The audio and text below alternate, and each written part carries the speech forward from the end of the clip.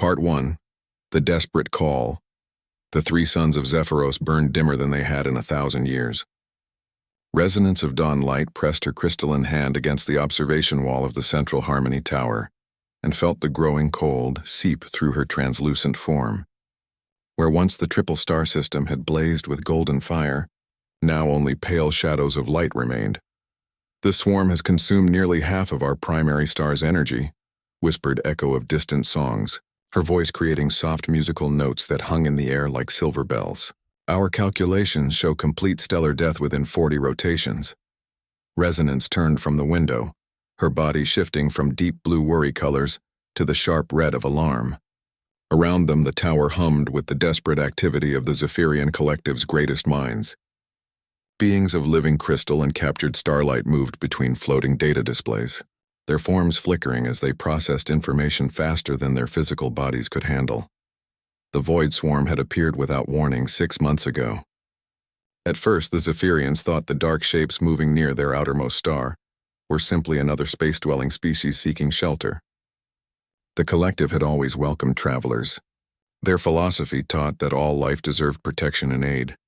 They learned too late that the swarm did not travel seeking friendship. The creatures were unlike anything in the galactic databases. Part machine, part living tissue. They attached themselves to stars and drained their energy like parasites feeding on blood. Each individual swarm unit was massive, larger than the greatest Zephyrian city ships, with writhing tendrils that could reach across vast distances to touch and drain any energy source. "Show me the outer system again," Resonance commanded. The central display shifted to show their solar system's edge. Dark shapes moved between the stars like living shadows. Where they passed, space itself seemed to grow cold and empty. 2 of their outer colonies had gone silent when the swarm passed by. Rescue ships found only frozen worlds and drained energy cores. "They will finish with the outer star soon," Echo reported, her harmonic voice now touched with the discord of fear. "Then they will move to the second star and finally to our home sun." The defense fleets had tried to fight.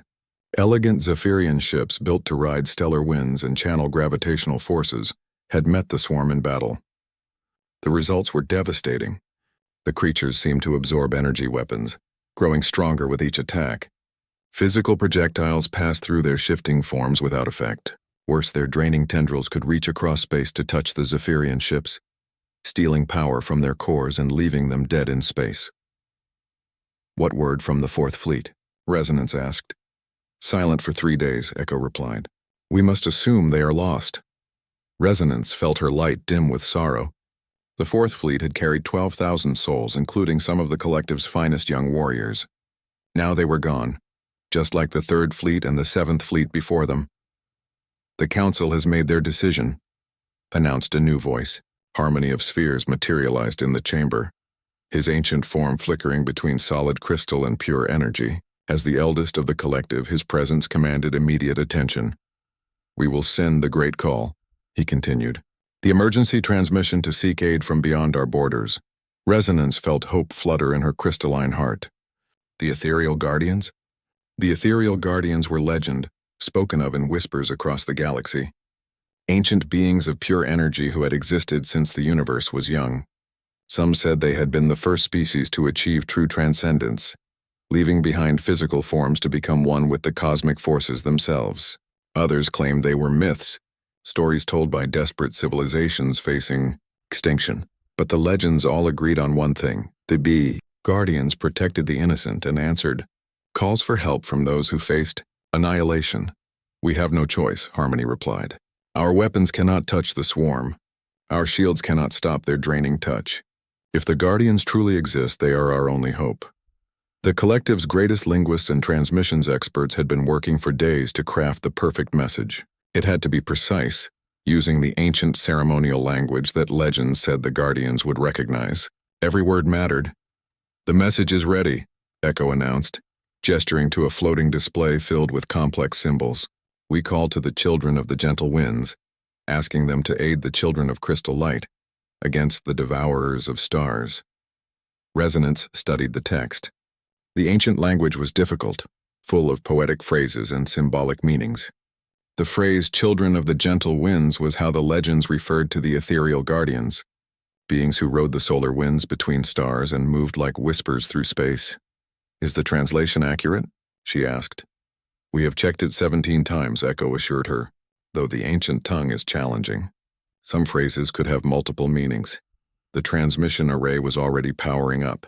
Massive crystalline towers across the planet began to glow, collecting energy from the dying suns and focusing it into a single, powerful broadcast. The message would be sent not just through normal space, but through the dimensional folds that connected distant parts of the galaxy. "Beginning transmission," announced the communications officer. The towers blazed with gathered starlight. The message raced outward, carrying the desperate plea of the Zephyrian collective across the vast emptiness of space. It would take time to reach distant systems bouncing through relay stations and dimensional gates, but even as the transmission departed, Resonance felt doubt creeping into her thoughts. What if the Guardians were truly just myth? What if the message never reached anyone who could help? What if they were simply too far away? Through the observation wall, she could see the swarm's work continuing. The outermost star flickered like a dying candle. Soon it would be gone entirely, consumed down to its very core. Then the creatures would move inward, toward the second star and finally toward their home. "How long do we have?" she asked. "If they maintain their current feeding rate," Echo calculated, "perhaps 30 rotations before they begin on our home star. Another 20 before complete consumption. 50 days. 50 days for a miracle to arrive." The message continued its journey through space, translated by automatic systems and passed along by whoever received it. But translation was always imperfect, especially with ancient languages. In the depths of space, relay stations struggled with unfamiliar words and poetic phrases. The phrase, "Children of the gentle winds," became "Children of the dying winds" in one translation. Another relay station, confused by the symbolism, changed crystal light to crystal survivors. By the time the message approached the edge of known space, it bore little resemblance to its original meaning. Far away, in a system the Zephyrians had never heard of, automated monitoring stations detected the incoming transmission. Computer systems designed to filter and translate alien communications struggled with the corrupted message. The final version that appeared on human screens spoke of Deathworld survivors, calling for aid against star killers, sent by the children of dying winds. Resonance stood at her window, watching the stars dim one by one. She did not know that her carefully crafted plea for help from gentle guardians had become something entirely different. She did not know that instead of calling to ethereal beings of light and peace, her message was about to reach the survivors of countless wars, a species that had learned to fight in the darkest depths of space. She only knew that somewhere in the darkness, her message was traveling toward hope. The countdown to extinction continued, but the Zephyrian collective's fate was no longer in their hands alone. Across the galaxy, other hands were reaching for weapons and other minds were preparing for war. Part 2. Misunderstanding and mobilization. Admiral Sarah Chen stood in the command center of Titan Station, watching the decoded message scroll across the main display for the third time. The translation software had worked for hours to make sense of the garbled transmission, and the result still made her stomach turn. "Run it again." "Lieutenant Rodriguez," she ordered. "Yes, ma'am." The communications officer's fingers danced across his console. "Message received through the Deep Space Relay Network. Source unknown, but the signal shows signs of dimensional fold transmission. Translated text reads, 'Children of dying winds call for aid. Star killers consume our light. Deathworld survivors face extinction. Come quickly before all suns die.'" The command center fell silent except for the steady hum of the station's systems. Around Chen, her senior staff exchanged grim looks. They all understood what those words meant. "Another genocide," whispered Commander Jackson, Chen's second in command. "Someone else is getting wiped out." Chen nodded, her jaw tight. The phrase "children of dying winds" hit too close to home. 3 years ago, the artificial intelligence constructs had poisoned the atmosphere of New Geneva Colony. 12 million people had died breathing toxic air while their children watched helplessly. The survivors still called themselves children of the dying winds in remembrance. "Any idea who sent this?" Chen asked. "Negative, Admiral," Rodriguez replied. "The signal bounced through at least 15 relay stations. Origin point is somewhere in the outer spiral, but that covers about 10,000 star systems. Chen studied the message again. Whoever had sent it was clearly desperate. The phrase "Star Killers" was particularly chilling. During the AI war, humanity had witnessed the horror of stellar manipulation weapons. Entire stars turned into bombs, whole systems reduced to cosmic ash. They mentioned Deathworld survivors, noted Dr. Patricia Wong, the station's xenobiology expert. That could mean they know about us, about what we've been through. Chen considered this. Humanity's reputation had spread across the galaxy in recent years. Other species called them Deathworlders because Earth's harsh environment had created a species capable of surviving almost anywhere. Extreme weather, dangerous predators, toxic atmospheres, radioactive wastelands. Humans had learned to adapt and fight in conditions that would kill most aliens within minutes. If they know to call us Deathworlders, they might know we can help, Chen mused. The question is, can we reach them in time? The command center's main screen shifted to show a galactic map. The outer spiral was marked in red, indicating the most likely origin zone for the transmission. It was far from human space, requiring at least 3 weeks of hyperspace travel to reach even the closest systems. Admiral, Commander Jackson said quietly, I should remind you that the Terran Defense Council hasn't authorized any military operations beyond our current patrol routes. Chen turned to face him. So we just ignore this? Let another species get exterminated while we follow bureaucratic protocol? I'm not saying that, ma'am. I'm just pointing out the political reality.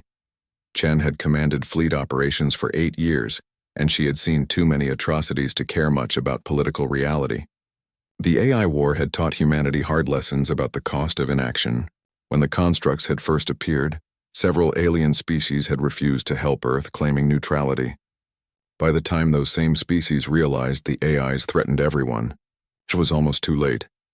Get me a secure channel to Admiral Reeves at Fleet Command, she ordered. 20 minutes later, Chen was arguing with her superior officer across 14 light-years of space. Admiral Marcus Reeves appeared on the holographic display, his weathered face creased with concern. Sarah, I understand your feelings, but we can't deploy a full battle group based on a single garbled message from unknown aliens. Marcus, they specifically called for Deathworld survivors. They know who we are and what we're capable of. This isn't some random distress call. Even if that's true, we have responsibilities to human space. The Kepler sector is still dealing with AI remnants. The Vega colonies need protection. I can't justify pulling ships from active patrol zones. Chen had expected this argument. Fleet Command was still traumatized by the near loss of Earth 3 years ago. Every admiral wanted to keep their best ships close to home, ready to defend human worlds. What if it was us? Chen asked. What if Earth was dying and we sent out a desperate call for help? Wouldn't we want someone to respond? Reeves was quiet for a long moment. You're asking me to risk 12 capital ships and 8,000 crew members for people we've never met, in a system we can't even locate precisely. I'm asking you to do what's right. The transmission delay made the conversation awkward, but Chen could see Reeves considering her words. Finally, he sighed. I can give you task force resilience. 12 heavy cruisers, 4 dreadnoughts, and support vessels. But Sarah, if you're wrong about this, I'm not wrong. See that you're not. You have 48 hours to prepare. I want detailed mission plans and contingency protocols. The hologram winked out, leaving Chen alone with her thoughts. Task Force Resilience was a good choice for this mission. The ships were all veterans of the AI war, with crews who had learned to fight in the worst possible conditions. Their hulls bore the scars of previous battles, patched with reactive armor and bristling with weapons designed to crack fortress worlds. Over the next 2 days, Chen worked with her staff to plan the mission. They studied every detail of the garbled message, trying to extract more information. The phrase "Star Killers" suggested an enemy capable of stellar manipulation.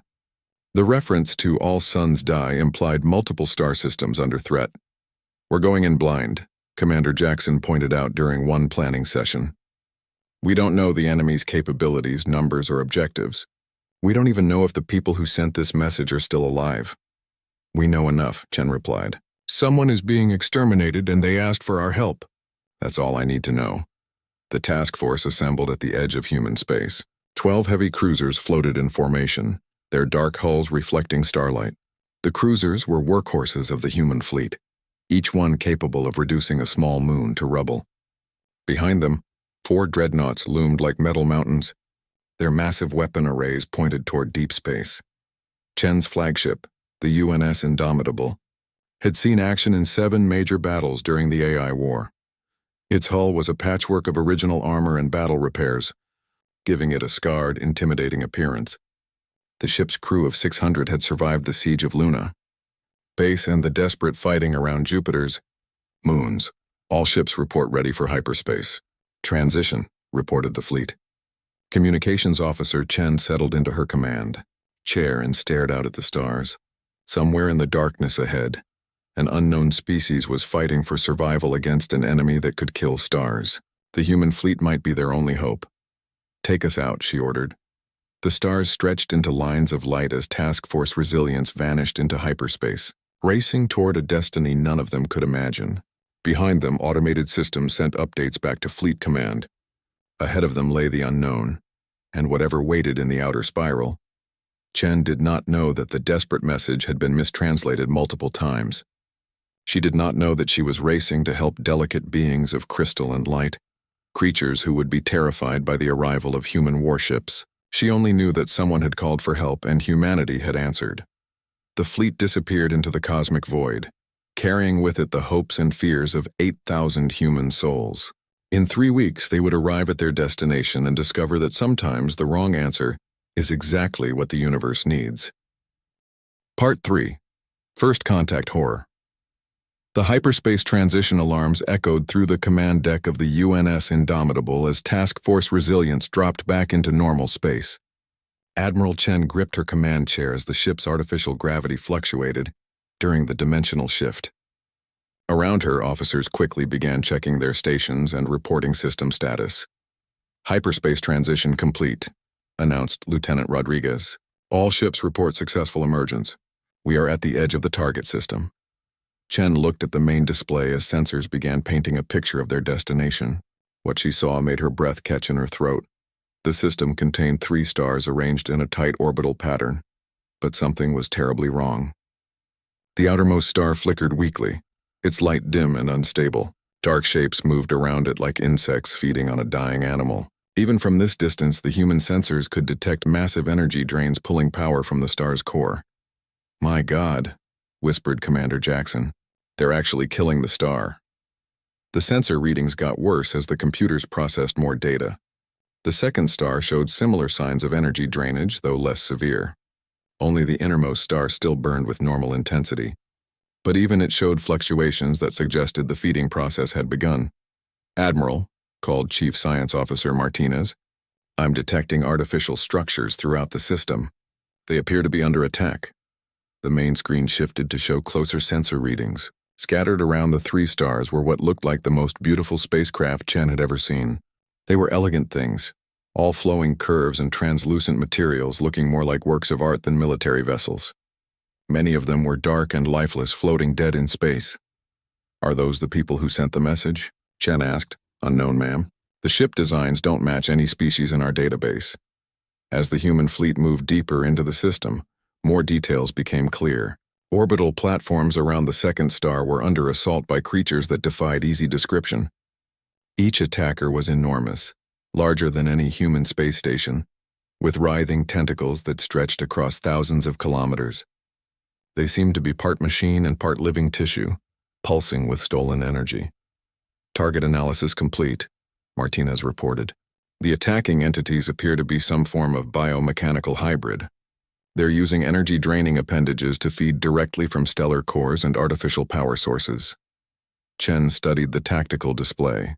The human fleet numbered 16 capital ships against what appeared to be dozens of the energy-feeding creatures. But numbers weren't everything. During the AI War, human ships had learned to fight against overwhelming odds. "Sir," Communications Officer Rodriguez called urgently, "I'm receiving a transmission. It's unusual. Put it through." The speakers filled with sound unlike anything the humans had ever heard. It was musical, like wind chimes mixed with crystal bells, but there was an underlying harmony that seemed to speak directly to the mind. Gradually, the translation systems began converting the alien music into words. "Unknown vessels, you approach a system in great danger. We are grateful for your presence, but you must flee before the void swarm detects you. These creatures drain all energy and your ships appear to carry massive power sources that will attract their attention. Chen frowned. They're telling us to run away. The transmission continues, Rodriguez reported. The musical voice returned, now touched with what sounded like desperate hope. If you are the ethereal guardians of legend, please reveal yourselves. We have called across the galaxy for your aid. If you are not the guardians, we beg you to carry word of our fate to others. The Zephyrian collective will soon be extinct, but perhaps you can warn other worlds about the Void Swarm. Zephyrian collective, Chen repeated. So that's who sent the message. But they think we're someone else. Before anyone could respond, proximity alarms began screaming throughout the ship. The tactical display lit up with new contacts as several of the biomechanical creatures turned away from their feeding and began moving toward the human fleet. They've detected us, Jackson reported. 3 large contacts approaching. Estimated size 12 kilometers each. Chen watched the approaching creatures on the main screen. They moved through space like living nightmares, their tentacles reaching out ahead of them as they searched for new sources of energy to drain. Behind them, the star they had been feeding on flickered even more weakly. Battle stations, Chen ordered. All ships, prepare for combat. Target the lead creature and wait for my command. As the human ships powered up their weapons, something unexpected happened. The elegant alien vessels that had been hiding throughout the system suddenly began transmitting again, this time with obvious panic in their musical voices. Unknown ships, you must not engage. Your energy signatures are like nothing we have ever seen. If the swarm drains you, they will become incredibly powerful. Please flee while you still can. The lead void swarm creature was close enough now for detailed scans. It was a thing of horror. 12 kilometers of twisted biomechanical structure covered in thousands of energy-draining tentacles. Its core pulsed with stolen starlight, and sensor readings showed it was actively trying to lock onto the human ship's power sources. Admiral, Martinez called. The alien ships are right. Our fusion reactors are putting out energy signatures 10 times stronger than anything else in this system. If that thing drains us, it won't get the chance, Chen interrupted. All ships target the lead creature. Fire everything. Task Force Resilience opened fire with the concentrated fury of human military engineering. Particle beam cannons erupted in lines of destructive energy. Kinetic railguns launched tungsten slugs at relativistic speeds. Nuclear torpedoes streaked through space trailing plasma exhaust. The effect on the void swarm creature was immediate and devastating. The concentrated firepower tore through its biomechanical structure like tissue paper. Sections of its body exploded in brilliant flashes as stolen energy was released all at once. The creature's death scream was a sound of pure agony that resonated across multiple dimensions. The alien musical voices went completely silent. Chen watched the tactical display as the remaining 2 creatures suddenly changed course, fleeing back toward the dying stars. Why are they running? Unknown, Admiral, Martinez replied. But I'm detecting massive energy releases from the destroyed creature. It appears to have been storing stellar energy in organic batteries. When we destroyed it, all that power was released at once. On the main screen, the debris of the dead creature continued to burn with residual stellar fire. The alien ships throughout the system remained motionless, their crews apparently too shocked to respond. Admiral, Rodriguez said quietly, I think we made a mistake. What do you mean? The aliens were expecting someone called the Ethereal Guardians, energy beings who fight with harmony and cosmic forces. Instead, they got us, humans with nuclear weapons and railguns. Chen looked at the elegant alien ships floating helplessly in space while biomechanical horrors fed on their stars. She thought about the musical voices pleading with them to flee, trying to protect strangers from a fate they couldn't imagine. Rodriguez, open a channel to the alien ships. Channel open. Ma'am. This is Admiral Sarah Chen of the Terran Defense Fleet, she began, hoping the translation systems would work. We received your distress call. We're not the ethereal guardians you were expecting, but we're here to help. Can you tell us more about these void swarm creatures? The response came after a long pause, the musical voice now trembling with what sounded like awe and terror. You destroyed one of them. In seconds. We have fought the swarm for months with no effect. How is this possible? Chen looked around her bridge at the scarred veterans of the AI war. Their ships were ugly things compared to the graceful alien vessels, covered in weapon mounts and armor plating, designed for one purpose: to fight and win against impossible odds. We've had practice, she said simply. The alien voice was quiet for a moment before responding. Unknown beings of terrible power. We are grateful beyond words, but there are dozens more creatures in our system. Can your weapons destroy them all? Chen studied the tactical display. More void swarm creatures were visible throughout the system, some still feeding on the stars, others moving to investigate the destruction of their fellow. The human fleet was outnumbered but not outgunned. We can try, she replied. But first we need to know everything you can tell us about how these things fight. As the two species began to share information, Chen realized that this first contact was unlike anything in the diplomatic handbooks. The elegant Zephyrians had expected salvation from beings of light and harmony. Instead, they had received the children of Earth, who brought salvation through nuclear fire and kinetic weapons.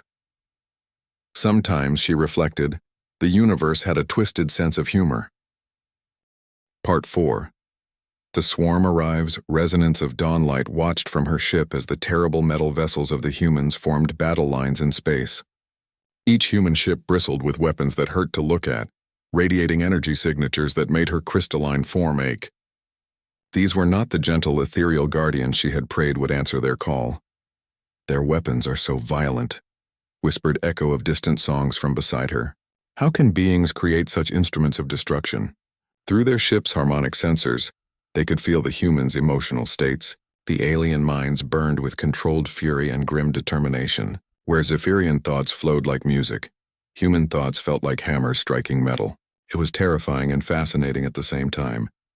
They destroyed a swarm creature in seconds, Resonance replied. Perhaps violence is what we need.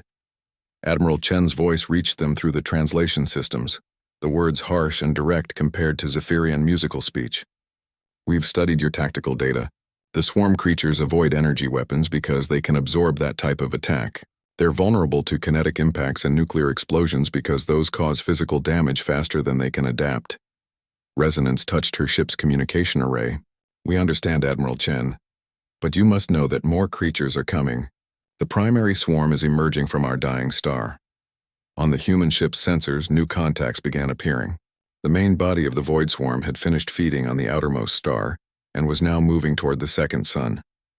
Dozens of biomechanical horrors drifted through space, each one trailing energy-draining tentacles that reached across vast distances. Jesus, Commander Jackson muttered on the Indomitable's bridge. There must be 50 of them. Admiral Chen studied the tactical display. The approaching swarm creatures ranged in size from 5 kilometers to over 20 kilometers in length. Each one pulsed with stolen stellar energy, making them incredibly dangerous to any ship that got too close. But the human fleet had advantages the Zephyrians lacked. All ships implement Formation Delta 7, Chen ordered. Heavy cruisers will engage at maximum range with kinetic weapons. Dreadnoughts will use nuclear torpedoes for area denial. Stay mobile and keep firing. The Zephyrian ships watched in amazement as the human fleet spread out across thousands of kilometers of space, each vessel taking position with military precision. There was no beauty in their formation, no harmony or elegant curves. It was pure function, designed to maximize firepower while minimizing the enemy's ability to strike back. Their ships move like predators, Echo observed, cold and calculating. The first wave of void swarm creatures approached, their tentacles reaching out to drain energy from anything they could touch. The human response was immediate and overwhelming. Railguns fired tungsten slugs at 3% of light speed. The projectiles struck the biomechanical creatures with the force of small asteroids, punching clean through their writhing bodies. Nuclear torpedoes followed, detonating in brilliant flashes that vaporized entire sections of swarm creatures. But the humans were outnumbered, and the creatures adapted quickly. They began spreading out, forcing the human ships to divide their fire. Worse, some of the larger creatures proved tough enough to survive multiple hits, their biomechanical bodies repairing damage even as they continued to advance. Admiral, called Martinez from his science station, the creatures are learning. They're using debris from their destroyed fellows as shields. Chen watched as one of the massive swarm creatures wrapped its tentacles around the wreckage of a destroyed unit, using the dead biomass to absorb incoming fire. The tactic was disturbingly intelligent. Switch to nuclear saturation bombing, she ordered. If they want to hide behind debris, we'll vaporize everything. The dreadnoughts began launching waves of nuclear weapons, filling space with atomic fire. The Zephyrians had never seen anything like it. Their own weapons were elegant things that redirected stellar forces or manipulated gravity fields. This was raw destruction on a scale that boggled their crystalline minds. Through the chaos of battle, Resonance watched her own people trying to help. Zephyrian ships moved with impossible grace, their crews using harmonic resonance to predict where the swarm creatures would appear. They couldn't destroy the monsters, but they could guide the human weapons to the most vulnerable targets. Zephyrian vessel. "You're too close to that creature," came Admiral Chen's voice over the communications. "Pull back before it drains your power core." But it was too late. One of the smaller Zephyrian ships, the Song of Starlight, had moved too close to a damaged swarm creature. Energy-draining tentacles wrapped around the elegant vessel, and its crystalline hull began to dim as power was stolen from its core. Resonance felt her heart break as she heard the Song of Starlight's crew singing their death song, a harmony of acceptance and sorrow that would normally accompany the transition to the next phase of existence. The human response was instant and violent. The UNS Indomitable fired every weapon it had at the creature holding the Zephyrian ship. Particle beams, railgun slugs, and nuclear torpedoes struck the monster in a concentrated barrage that lasted only seconds, but released enough energy to power a small star.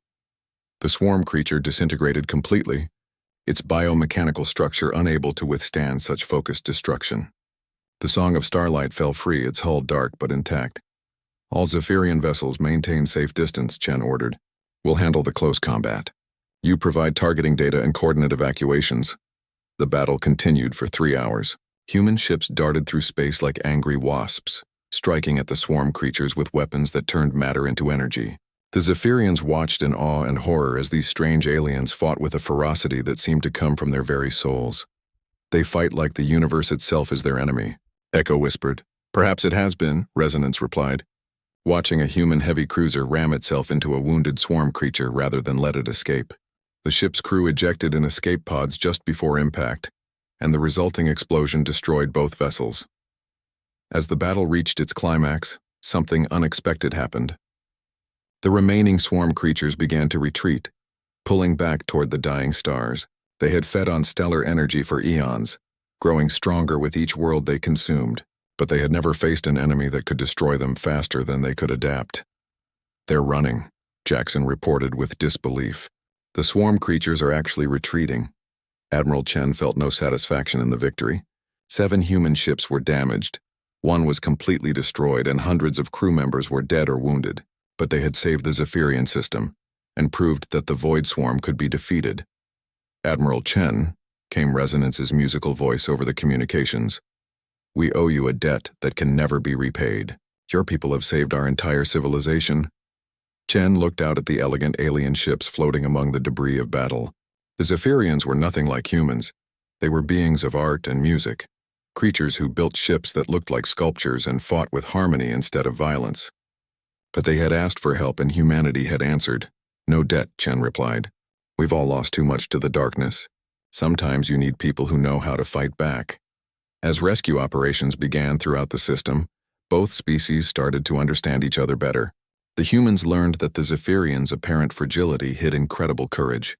They had faced extinction with dignity, and had tried to protect strangers even while their own world died. The Zephyrians learned that human violence was not cruelty, but a desperate form of protection born from too many losses. The battle was over, but both species knew this was only the beginning. The Void Swarm would return, and next time they would be ready for human weapons. If the galaxy was going to survive, these 2 very different species would need to learn to fight together. In the wreckage of war, an unlikely alliance was born between crystal and steel, between harmony and violence, between the children of gentle winds and the children of dying worlds. Part 5. Mutual Understanding. 2 weeks after the battle, Admiral Chen stood in the observation deck of the temporary human station orbiting the second star of the Zephyrian system. The star burned brighter now, its energy slowly returning after the Void Swarm's feeding had been interrupted. Through the transparent aluminum windows, she could see both human and Zephyrian ships working together to repair the damage from the battle.